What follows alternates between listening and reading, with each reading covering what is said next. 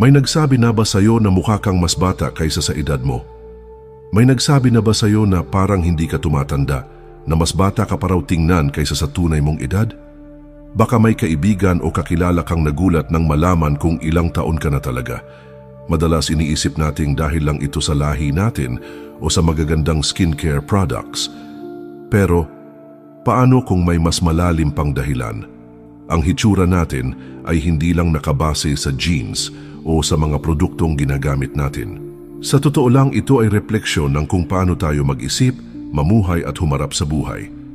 Ang ating ugali, paniniwala at mga desisyong ginagawa araw-araw may direktang epekto sa kung paano tayo tumatanda. Kaya kung palagi kang sinasabihang mukhang bata, baka hindi lang ito dahil sa swerte. Posibleng may ginagawa kang tama kahit hindi mo namamalayan.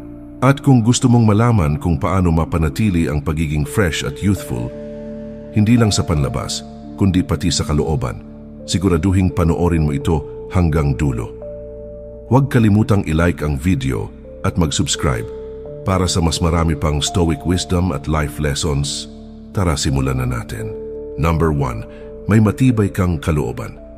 Napansin mo ba kung paanong may mga tao na kahit dumaan sa matitinding pagsubok sa buhay ay nananatiling mukhang bata?